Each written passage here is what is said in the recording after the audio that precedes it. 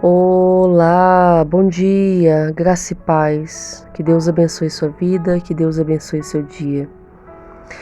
Todos os dias nós estamos aqui juntos, aprendendo sobre a palavra do Senhor e Deus tem falado aos nossos corações. Amados, pregar a verdade do Evangelho é um grande desafio, porque o Evangelho de Cristo, o verdadeiro Evangelho de Cristo, ele fala sobre mudança de vida, ele fala sobre mudança de caráter, ele fala sobre mudança de comportamento.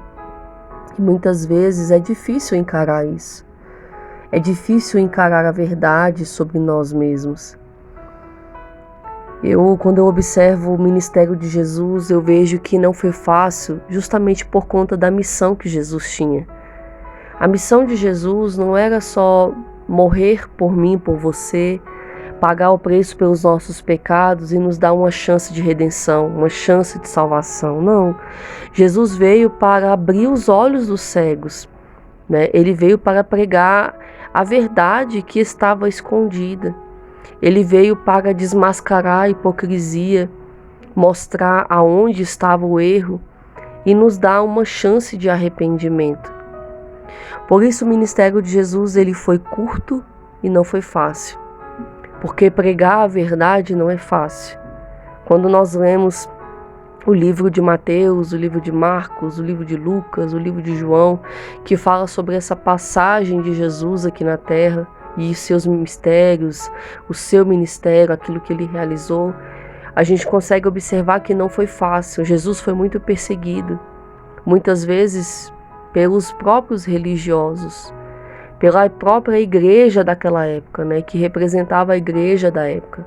Os fariseus, os escribas perseguiram Jesus porque o evangelho que Jesus pregava era o evangelho de salvação e de arrependimento.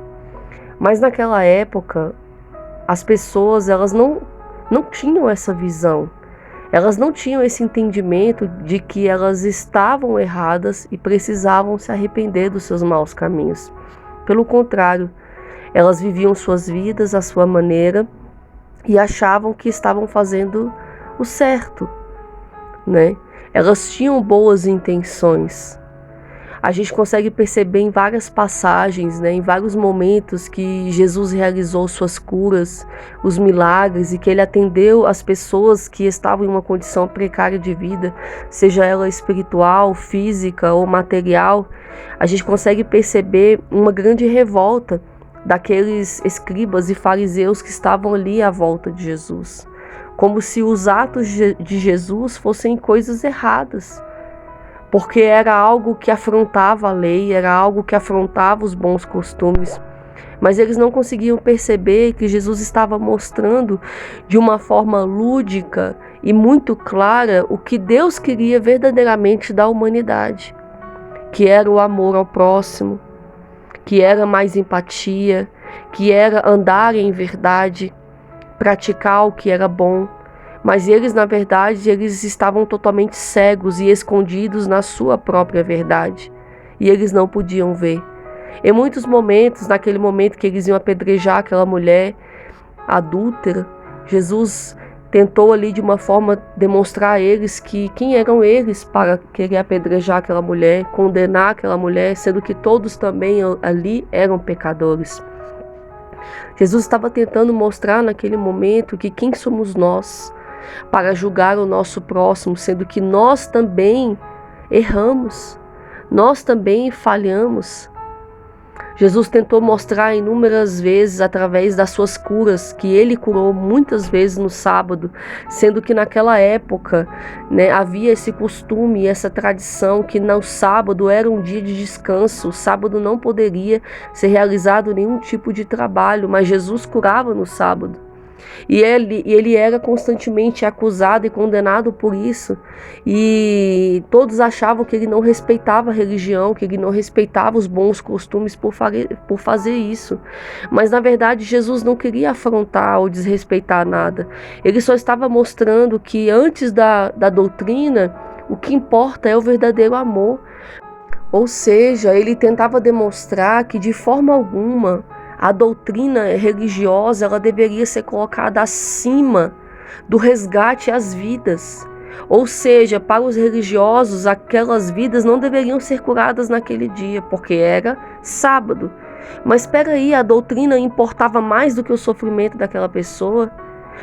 Assim como aquela mulher que passou muitos anos da sua vida encurvada, possuída de um espírito de enfermidade, e aquele dia era sábado e Jesus curou aquela mulher, mas ele foi questionado por isso. E Jesus falou: ei, peraí, importa mais a doutrina do que salvar a vida desta filha de Abraão, que está há tanto tempo sofrendo essa situação. Jesus tentava demonstrar através das suas atitudes e da sua forma de viver o que realmente importava. E é isso que Deus tem falado através do Orando a Palavra todos os dias. Quando eu falo a respeito da religiosidade, eu não quero questionar ou afrontar a religião ou ser desrespeitosa com a religião. Não, em nenhum momento. Eu respeito, e eu vivi uma vida congregacional por muitos anos. E eu ainda vou à igreja, eu tenho a minha vida congregacional. Mas eu quero demonstrar para você aquilo que Deus tem me ensinado, que de forma alguma nós devemos colocar a religiosidade acima da verdade, acima da vontade de Deus, porque a religião, ela não muda a vida de ninguém.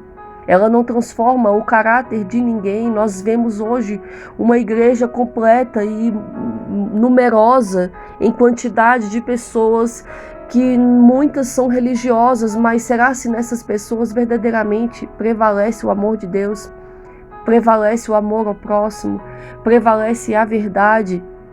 Jesus estava chamando a atenção daquele povo naquela época, assim como ele chama a minha atenção e a sua atenção para o que importa de verdade. O que ele vem buscar da sua noiva, o que ele espera da sua igreja. Ele não espera aplausos, ele não espera festas solenes, sacrifícios tolos, ele não espera demonstrações artísticas, porque hoje em dia muitas pregações viraram espetáculos, mas quase não se prega mais a verdade, quase não se prega mais o que Jesus pregava.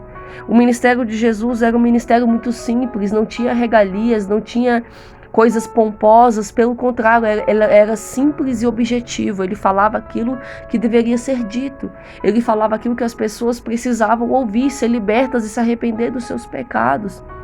Mas hoje, muitas vezes, o que nós ouvimos são grandes feitos, grandes ministrações que trabalham mais na emoção e fazem a pessoa chorar, não por um verdadeiro arrependimento e um coração quebrantado, mas é porque aquela ministração ela foi preparada, ela foi planejada para alterar e mudar a emoção daquele ouvinte. Nós vemos hoje grandes espetáculos que, na verdade, não falam nada sobre a verdade. E quando eu leio aqui em Lucas capítulo 13, antes do ministério de Jesus, eu vejo o ministério de João Batista. João Batista era um cara totalmente contrário à naturalidade, era um cara que vivia no deserto, comendo gafanhotos, talvez que se vestia de uma forma totalmente doida, andava totalmente desconfigurado comparado às pessoas daquela época. Talvez era reconhecido até como louco, ou seja, ele não tinha uma aparência de um religioso, ele não tinha aparência de uma pessoa talvez que era normal da cabeça, mas ele falava a verdade. Aqui no verso 3 fala que ele percorreu toda a circunvizinhança do Jordão, pregando o batismo de arrependimento para a remissão de pecados, conforme estava escrito no livro das palavras do profeta Isaías.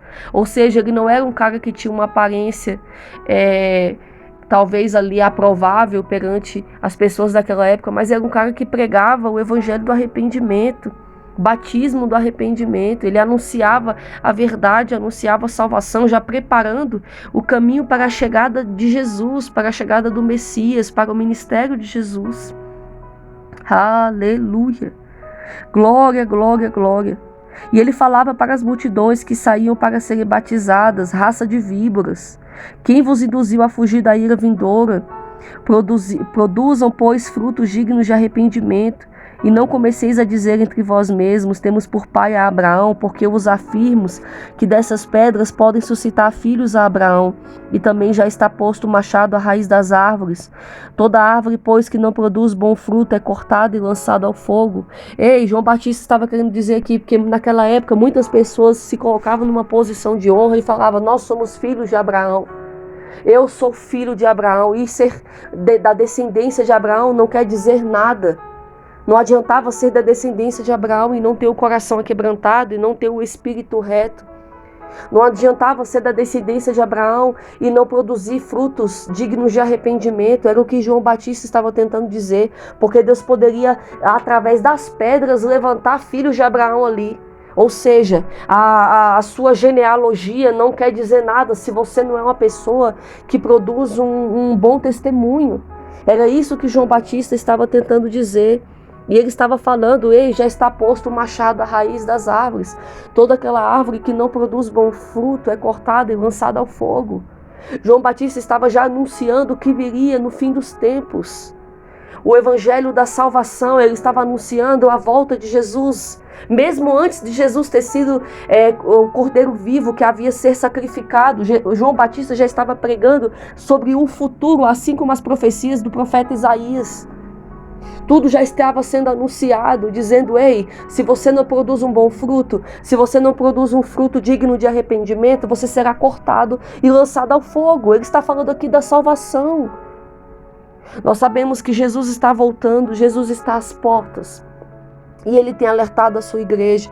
Cada vez que eu olho o Instagram e eu sigo alguns canais, algumas redes sociais que falam muito sobre a volta de Jesus e do que está acontecendo no mundo internacional, de maneira oculta, que a população não consegue ter entendimento. Ei, as coisas estão se movendo, as peças estão se movendo para a chegada do anticristo, não está para brincadeira. A tecnologia está avançando, os robôs estão chegando aí, cada vez mais o sistema está tomando conta da mídia, ele está tomando conta da política. Há toda uma teoria por trás de muitas coisas. Eu não estou falando aqui como louca, eu sou daquela teoria da conspiração, não, eu estou falando sobre o evangelho, eu estou falando sobre o fim dos tempos, eu estou falando que o anticristo ele vai vir e vai mudar muitas coisas, ele vai enganar a muitos, ele vai mudar o pensamento de muitos, e principalmente daqueles que conhecem a palavra. Mas o Senhor Jesus está trabalhando em mim e você, Ele está falando todos os dias através da palavra, através da verdade, tentando abrir os nossos olhos, porque por muito tempo a igreja dormiu. Assim como a igreja estava dormindo naquela época, assim como a igreja estava enganada naquela época, assim como a igreja naquela época vivia hipocrisia, fundamentada na religião, na religiosidade, nos bons costumes, nas boas doutrinas, hoje muitas igrejas se perderam. Muitas igrejas se afundaram somente na letra e deixaram o Espírito Santo de lado. Se afundaram em teologias humanas. Ei, não é que a teologia ela é mal, não, eu sou uma pessoa que gosta de estudar, mas a teologia sem o Espírito Santo, ela para nada aproveita. E muitos entraram na carnalidade, se fundaram somente na letra, conhecimentos humanos, doutrinas humanas, estudos humanos e se esqueceram do Espírito Santo. Muitos não têm discernimento de espíritos. Está chegando um tempo espiritual sobre a terra, que muitas coisas espirituais vão acontecer e muitas igrejas não darão conta de resolver. As pessoas vão clamar por ajuda porque terão seus lares assolados por possessões malignas e demoníacas, e as igrejas não saberão como resolver. As igrejas não saberão como solucionar, como amparar essas pessoas, porque não se prepararam. Não entraram e consagraram suas vidas em jejum e oração, não se prepararam nas madrugadas, não buscaram discernimento de espíritos, então não saberão como ajudar essas pessoas. Mas Deus está levantando um novo povo, Deus está levantando, quando eu digo que Deus está levantando uma nova igreja, entenda, eu não estou dizendo que Deus vai levantar uma nova placa, uma nova denominação, não tem nada a ver com templos, não tem nada a ver com placas de igreja. Deus está levantando uma verdadeira igreja, uma verdadeira noiva sobre a terra, que será capaz de pregar a verdade, que será capaz de ter ali a sua boca usada com profecias que vão se cumprir, não balelas que tem sido pregada por aí, onde qualquer um é profeta, onde qualquer um pode profetizar, onde qualquer um tem visões. Não, são pessoas que vão falar a verdade, que não vão contar experiências de coisas que não viveram, mas pelo contrário, vão contar experiências e fatos que elas mesmas experimentaram na vida com Deus. Deus está levantando uma igreja que não se acovardará em falar a verdade, porque hoje nós vemos muitos lugares que se acovardaram, não falam a verdade mais, porque querem pregar aquilo que a multidão gosta de ouvir, para manter ali os seus templos cheios e lotados, e as ofertas e os dízimos sendo completos ali no gasofilácio. Aleluia! Mas Deus está levantando uma igreja que vai fazer a diferença de uma forma impactante na terra. Uma igreja que vai carregar a bandeira do evangelho, não a bandeira da religião, mas a bandeira do evangelho. Ei, o ministério de Cristo é isso, o cristianismo é isso, ser cristão é isso, é o que o Senhor Jesus ensinou. Aleluia! Uma igreja que verdadeiramente vai seguir o exemplo de Cristo. E é essa igreja que vai estar preparada para muitas coisas que vão acontecer. É essa igreja que não vai ser pega ali desapercebida, dormindo como aquelas virgens imprudentes que deixaram o seu óleo acabar. E o noivo veio e elas estavam ali no escuro e ele não as reconheceu. Mas é uma igreja que estará atenta para a volta do seu noivo. Uma igreja que não vai se acovardar em resgatar os perdidos. Uma igreja que não vai ficar ali acomodada em quatro paredes. Não, ela vai em busca das vidas lá fora que estão precisando de arrependimento, que estão precisando de salvação. É essa igreja que Jesus vai levantar sobre a terra. Mas Deus está chamando eu e você, ei, Deus está despertando nós, o povo dele. Abra os olhos, abra os ouvidos. Quem tem ouvido, ouça o que o Espírito diz às igrejas. Ele está dizendo, lembra que em Apocalipse, a carta que foi escrita a todas as igrejas em Apocalipse? Aleluia! Jesus estava falando aqui, ei, e a profecia foi revelada a João, ao discípulo João.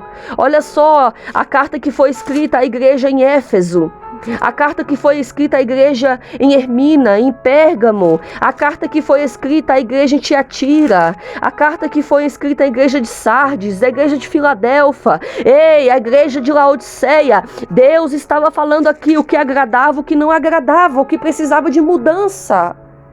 Porque Deus estava já revelando naquele tempo o que iria acontecer, as falhas que a igreja carregaria para si. Se você ler o livro de Apocalipse, você vai conseguir compreender muitas características que tinham nas igrejas da época, que tem na nossa igreja hoje, nos dias atuais. Características que o Senhor reprova, e Ele está falando hoje, ei, é tempo de arrependimento, é tempo de conserto, é tempo de salvação, é tempo de se humilhar, é tempo de voltar para a minha palavra, é tempo de voltar para o centro da minha vontade.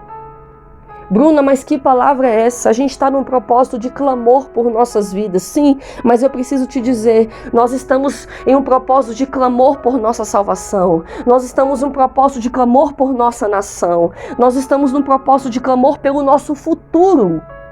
E se a gente não se preparar andando na verdade, andando no evangelho, andando na palavra, seguindo a vontade de Deus, não haverá um futuro para nós.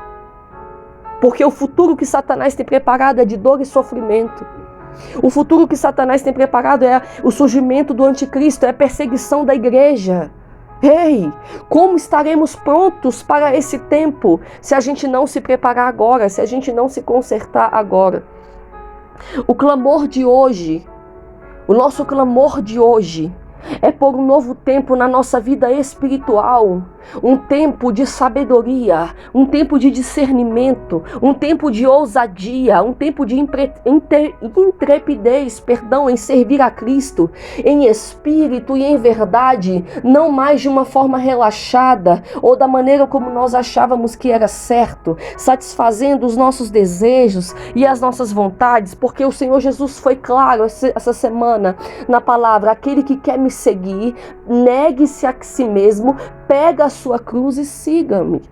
Aleluia! Tem de haver mudança nas nossas vidas. Tem de haver mudança no nosso caráter.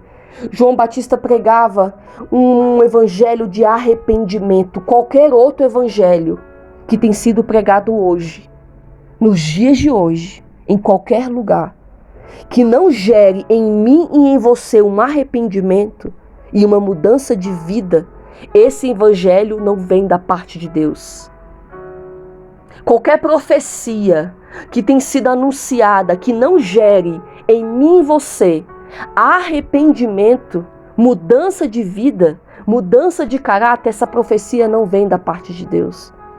Qualquer sonho, qualquer visão, qualquer revelação espiritual, qualquer teologia e estudo humano que não anuncie essa mudança e esse arrependimento não vem da parte de Deus. É tempo de transformação. O Senhor Jesus está voltando. Ele está às portas, os sinais estão aí. A terra está mudando, a natureza está se movimentando. Os sinais estão aí. Só não enxerga quem não quer. Só não enxerga quem não vê. Mas o Senhor está falando: ei, eu estou voltando para buscar o meu povo, a minha igreja. E o Senhor fala: eu não estou contente com o que eu estou vendo. Ei, eu não estou aqui para julgar você, porque essa palavra ela é para mim. Todos os dias ela gera um temor no meu coração, para nunca mais me acovardar, para nunca mais viver uma vida relaxada, para nunca mais deixar de orar, para nunca mais deixar de estudar as Santas Escrituras, para não deixar me confundir ou me conformar com este século. Pelo contrário, manter a minha mente sempre renovada no centro da palavra de Deus. Essa exortação é para mim também. É uma palavra forte, eu sei, pode gerar até questionamentos, pode gerar até perseguição, eu não me importo. Eu não me importo porque Deus me chamou para pregar a verdade, Deus me chamou para pregar o evangelho da salvação, as boas novas da salvação, gerar arrependimento. E eu sei, assim como o João Batista não tinha aparência de religioso, eu também não quero ter. Eu não quero ter uma aparência bonita ali de um mero religioso e pregar o que Deus não quer. Eu não quero ter uma aparência de um religioso e me acovardar ali atrás das cortinas, servindo a minha vontade, os meus interesses pessoais, e não anunciar a verdade sobre o Senhor Jesus, e não anunciar o que o Senhor Jesus verdadeiramente fez na terra e para que foi o sacrifício dele. Que as pessoas acham que nós estamos no tempo da graça. Graça, elas se esquecem que é favor não merecido. Graça é a bondade e a misericórdia de Deus, que enviou seu único filho para um amor a uma humanidade que não merecia. Mas Jesus não pagou o preço para as pessoas viverem suas vidas e se esbanjando em vícios, em orgias sexuais, em bebedices, em glutonarias, em blasfêmias contra o Espírito Santo. Não, Jesus pagou o preço para que eu e você tivéssemos uma chance de uma nova vida. Uma vida plena de alegria, de paz, de verdade, de decência na presença dele. É tempo de eu e você nos levantarmos como igreja do Senhor e começarmos a orar por nossa nação, e começarmos a orar pelo sistema, e começarmos a orar pelos governantes, para que haja um futuro melhor para os nossos filhos, para que haja um futuro melhor para a nossa descendência. Para que mesmo no tempo do caos, Deus ainda levante pessoas para defender os nossos interesses sobre a terra. Os interesses de um povo que clama e que vive a verdade. O clamor de hoje é por isso. É por uma transformação nas nossas vidas, mas também por uma transformação na nossa nação. Uma transformação no nosso sistema. Essa política que está corrompida pelo pecado, pela prostituição e por orgias. Essa política que está corrompida pela corrupção. O nosso clamor de hoje é orar por isso, porque senão não haverá um futuro. Aleluia. Deus está falando aqui para mim, para você. É tempo de nos posicionarmos. O tempo de brincar acabou. O tempo de viver relaxadamente acabou. O tempo de orar apenas quando quer ou quando sentir acabou. Não. É tempo de buscar essa dependência em Deus. É tempo de buscar essa vida com Deus para que você esteja guardado, para que a sua casa, a sua família, o seu trabalho esteja guardado. E independente do cenário que aconteça lá fora, nenhum mal entre na sua casa, nenhuma praga alcance a sua família, alcance a sua saúde. Mas pelo contrário, que a sua porta esteja selada pelo sangue do Cordeiro. E quando as pragas, os terremotos, a destruição que vai vir sobre a terra, venham passar perto do seu lar, perto da sua casa, mas a sua casa, o seu lar, não será atingido, porque Deus te guardará. Ele guardará a sua frente, a sua retaguarda, a sua direita e a sua esquerda. A mão dele estará sobre você. Aleluia! Mas para isso nós precisamos obedecer a Ele e viver a sua palavra. Busque ao Senhor. Busque servir a Deus de todo o seu coração, de toda a sua alma, de todo o seu entendimento. Busque viver uma vida que agrada ao Senhor. E assim você verá os planos extraordinários que Ele vai executar na tua vida. E as bênçãos vão correr atrás de você. Você não precisará mais correr atrás de bênção nenhuma. Elas te alcançarão, porque você será um justo na presença de Deus. Essa é a mensagem de Deus hoje. Eu espero que Deus tenha falado ao seu coração, assim como falou no meu. Amanhã nós estaremos de volta, se o Senhor permitir, com mais uma Orando a Palavra de todos os dias. Fique na paz.